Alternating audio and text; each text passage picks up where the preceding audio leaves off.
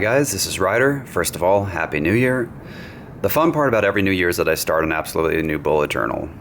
I don't need to, it's just an easy way for me to start fresh every year and kind of take what I've learned from the last book, see what has worked, see what hasn't worked, and try out some new things. So today I'm just going to be talking about some experiments. Now I want to be very clear about this. These are not changes to the original bullet journal system. These are just a couple things that I'm trying out to see if they improve the way that I work. So I wanted to share them with you in case you found them helpful. So the first thing that I'm doing differently is that I'm using one spread as a dedicated personal index. And then I'll use a secondary spread for work. Work has become significantly more complicated. I have a lot more to keep track of. So I'm hoping that a dedicated index will allow me even faster access to all my meeting notes, project notes, anything related to work. So that's the first big change. Overall, the monthly log stays the same. The only difference is that now I'm trying to track both my meditation and my exercise. And the way I do this is simply create two columns down the center of the book.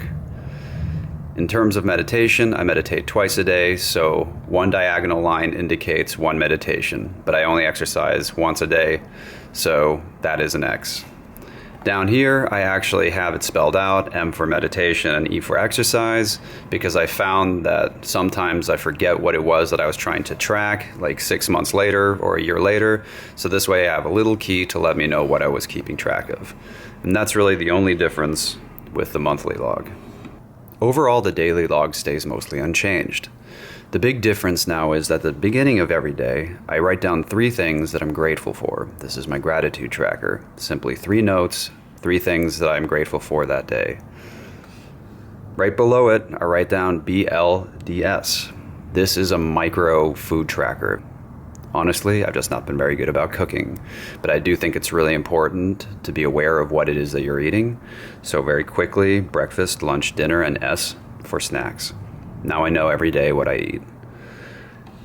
Also, something new that I do is that every morning I have my version of morning pages. You can look that up. There's many different ways of doing it. But essentially what I do is I categorize the priorities in my life. So I have my 9 to 5, and then I have bullet journal, and then whatever else. So in the morning, as soon as I get up, I write all this stuff down. Well, obviously I leave these empty.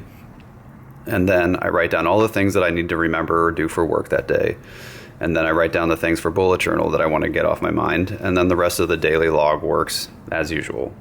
In this case, you actually see the same thing, but it was for 2 days. Sometimes there's not a lot for work, at least not in the morning. Sometimes there is. So it's super flexible. Basically, the idea is that I have a better overview of my days now, and also a way to capture things that are on my mind in the morning. So yeah, that's pretty much it. Again, these are not really big changes to the system. I'm just trying them out. So far, they've been working pretty well. The big thing to keep in mind is essentially make the bullet journal work for you. It's not about adhering to the system. It's about getting things done in the best way for you. Let me know what you think in the comments below. Please subscribe to this channel, and I'll see you in the next video. Thanks for watching.